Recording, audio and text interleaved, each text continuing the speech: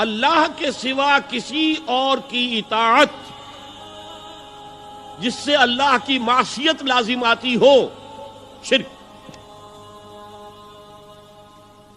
لا طاعت لمخلوق فی معصیت الخالق، مخلوق میں سے کسی کی اطاعت نہیں ہوگی یہ اس معاملے میں جس میں خالق کی معصیت لازم آ رہی۔ ہاں، خالق کے احکام کے اندر اندر والدین کا حکم بھی مانو، اطاعت کرو، اساتذہ کا حکم مانو، کسی اور کو اپنا لیڈر مانا ہے اس کا حکم مانو، لیکن ناٹ بیونڈ۔ وہ جو سرکل ہے کتاب و سنت کا، اس سے باہر نہیں۔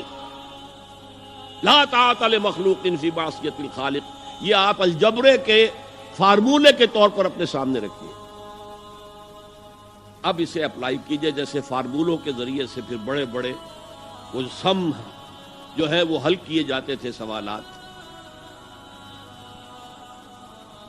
صبح کا وقت ہے، آنکھ بھی کھلی ہے، کوئی اذان کی آواز بھی کان میں آئی ہے،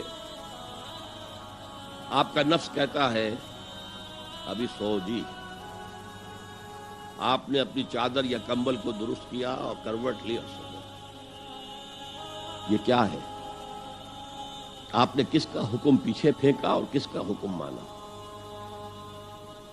اللہ کے حکم کو پیچھے پھینک دیا، نفس کے حکم کو آگے رکھ۔ یہ شرک، اس شرک کو جاننے والے بہت کم ہیں۔ مولانا روم نے خوب کہا تھا، نفس ما ہم کم ترس فرعون نیست لیکن اورعون ایراعون نیست۔ میرا نفس بھی فرعون سے کم نہیں ہے۔ فرعون نے کہا تھا نا، الیس لی ملک مصر وہذہ الانہار تجری من تحتی، کیا اس ملک مصر کی حکومت میری نہیں ہے؟ اور سارا جو یہ آب پاشی کا نظام ہے، انہار کا نظام ہے، وہ میرے کنٹرول میں نہیں ہے؟ جس کا چاہوں موگا کھلا رکھوں، جس کا چاہوں بند کر دوں۔ یہ تھا خدائی کا دعویٰ، انا ربکم الاعلی۔ تو مولانا روم کہتے ہیں میرا نفس بھی اس سے کمتر نہیں ہے۔ وہ کہتا یہ جسم میرا ہے، اس پر میرا حکم چلے گا، میں نہیں جانتا کون اللہ کون رسول، کیا حرام کیا حلال۔ تو فرعون سے کم تو نہیں ہے میرا نفس، لیکن اورعون اس کی بہت مدد تھی، فوج تھی، لاؤ لشکر تھا، تو اس نے زبان سے بھی کہہ دیا کھل کر انا ربکم الاعلی۔ میں مسکین ہوں، غریب ہوں، میرے پاس کوئی طاقت نہیں ہے، میں زبان سے تو کچھ نہیں کہہ سکتا، اندر سے میرا نفس یہی کہتا۔ یہ نفس کی حکومت قرآن کہتا ہے، میں حیران ہوتا ہوں، دو جگہ یہ مضمون آیا ہے، ارأیت من اتخذ الہہ ہواہ افانت تکون علیہ وکیلا۔ اے نبی تم نے دیکھا اس شخص کو، اس کے حال پر غور کیا جس نے اپنی خواہش نفس کو اپنا الہ بنا لیا ہے۔ اللہ اکبر، الہ، لا الہ الا اللہ، کلمہ توحید کا مرکزی لفظ یہاں آ رہا ہے، من اتخذ الہہ ہواہ، جس نے اپنی خواہش نفس کو اپنا معبود بنا لیا، الہ بنا لیا۔ افانت تکون علیہ وکیلا، کیا آپ ایسے شخص کی کوئی ذمہ داری لے سکتے ہیں؟ سود حرام ہوا کرے جی، حرام ورام، ہمارا دھندا جو ہے وہ آگے بڑھ نہیں سکتا۔ تو اللہ کے حکم کو پیچھے ڈالا، نفس کے تقاضے کو آگے رکھا۔ کون معبود ہے آپ کا؟ نام عبداللہ رکھیے، نام عبد الرحمن رکھیے، ہے عبد النفس، نفس کے بندے، نفس کے غلام۔ یہ میں نے یوں سمجھیے کہ جیسے میں نے ہجرت اور جہاد کی ڈیفینیشنز کی تھی۔ ہجرت کا بیس کیا ہے؟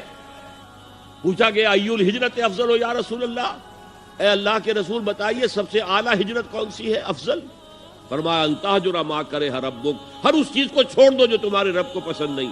آج رات ہی سے آپ ہجرت شروع کر سکتے ہیں۔ جائزہ لیجئے کیا کیا چیزیں میری زندگی میں خلاف شریعت ہیں، تو اللہ کو ناپسند ہے، فیصلہ کیجئے کہ آج کے بعد نہیں ہوگی۔ ہجرت شروع ہو گئی، افضل الہجرہ، سب سے افضل ہجرت شروع ہو گئی۔